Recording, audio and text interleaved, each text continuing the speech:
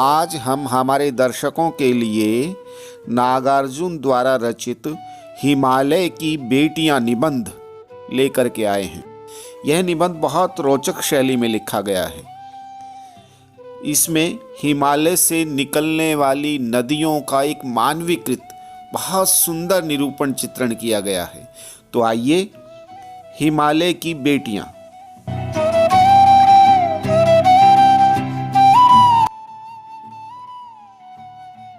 अभी तक मैंने उन्हें दूर से देखा था। बड़ी गंभीर, शांत, अपने आप में खोई हुई लगती थी। संभ्रांत महिला की भांति वे प्रतीत होती थी। उनके प्रति मेरे दिल में आदर और श्रद्धा के भाव थे। माँ और दादी, मौसी और मामी की गोद की तरह उनकी धारा में डुबकियां लगाया करता। परंतु इस बार जब मैं हिमालय के कंधे पर चढ़ा तो वे कुछ और रूप में सामने थी। मैं हैरान था कि यही दुबली पतली गंगा, यही यमुना, यही सतलुज समतल मैदानों में उतरकर विशाल कैसे हो जाती है।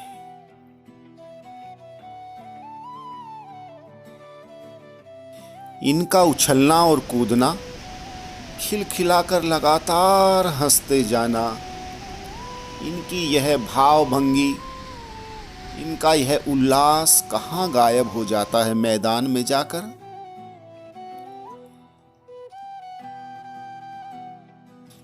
किसी लड़की को जब मैं देखता हूं, किसी कली पर जब मेरा ध्यान अटक जाता है, तब भी इतना कौतूहल और विस्मय नहीं होता जितना कि इन बेटियों की बाल लीला देखकर।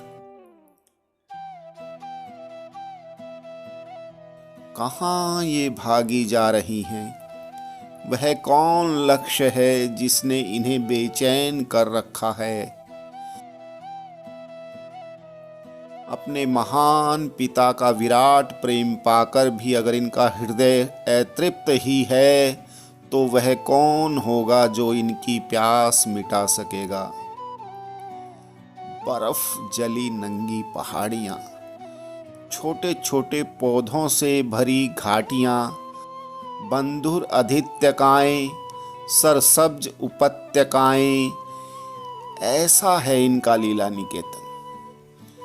खेलते खेलते जब ये जरा दूर निकल जाती हैं, तो देवदार, चीड़, सरो, चिनार, सफेदा, कैल के जंगलों में पहुंचकर शायद इन्हें बीती बातें याद करने का मौका मिल जाता होगा।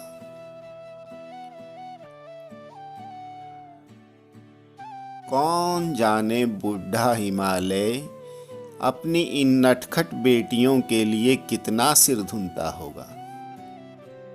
बड़ी बड़ी चोटियों से जाकर पूछिए तो उत्तर में विराट मौन के सिवाय उनके पास और रखा ही क्या है। सिंधु और ब्रह्मपुत्र, ये दो ऐसे नाम हैं जिनके सुनते ही रावी, सतलुज, व्यास, चनाब, झेलम, काबुल, कपिशा, गंगा, यमुना, सरयू, गंडक, कोसी आदि हिमालय की छोटी बड़ी सभी बेटियां आंखों के सामने नाचने लगती हैं। वास्तव में सिंधु और ब्रह्मपुत्र स्वयं कुछ भी नहीं हैं। दयालु हिमालय के पिघले हुए दिल की एक एक बूंद न जाने कब से इकट्ठा होकर इन दो महानदों के रूप में समुद्र की ओर प्रवाहित होती रही है। कितना सौभाग्यशाली है वह समुद्र जिसे पर्वतराज हिमालय की इन दो बेटियों का हाथ पकड़ने का श्रेय मिला, जिन्होंने मैदानों में ही नदियों को देखा होगा। उनके ख्याल में शायद ही यह बात आ सके कि बूढ़े हिमालय की गोद में बच्चियां बनकर ये कैसे खेला करती हैं। माँ बाप की गोद में नंग धड़ंग होकर खेलने वाली इन बालिकाओं का रूप पहाड़ी आदमियों के लिए आकर्षक भले ही न हो, लेकिन मुझे तो ऐसा लुभावना प्रतीत हुआ वह रूप कि हिमालय को ससुर और समुद्र को उसका दामाद कहने में भी कुछ झिझक नहीं। कालिदास के विरही यक्ष ने अपने मेघदूत से कहा था, वेत्रवती नदी को प्रेम का प्रतिदान देते जाना, तुम्हारी वह प्रेयसी तुम्हें पाकर अवश्य ही प्रसन्न होगी। यह बात इन चंचल नदियों को देखकर मुझे अचानक याद आ गई और सोचा कि शायद उस महाकवि को भी नदियों का सचेतन रूपक पसंद था। दरअसल जो भी कोई नदियों को पहाड़ी घाटियों और समतल आंगनों के मैदानों में जुदा जुदा शक्लों में देखेगा, वह इसी नतीजे पर पहुंचेगा। काका कालेलकर ने नदियों को लोकमाता कहा है, किंतु माता बनने से पहले यदि हम इन्हें बेटियों के रूप में देख लें तो हर्ज क्या है। और थोड़ा आगे चलिए, इन्हीं में से अगर हम प्रेयसी की भावना करें तो कैसा रहेगा। ममता का एक और भी धागा है जिन्हें हम इनके साथ जोड़ सकते हैं। बहन का स्थान कितने कवियों ने इन नदियों को दिया है। एक दिन मेरी भी ऐसी भावना हुई थी। थोलिंग की बात है, मन उचट गया था। तबीयत ढीली थी, सतलज के किनारे जाकर बैठ गया।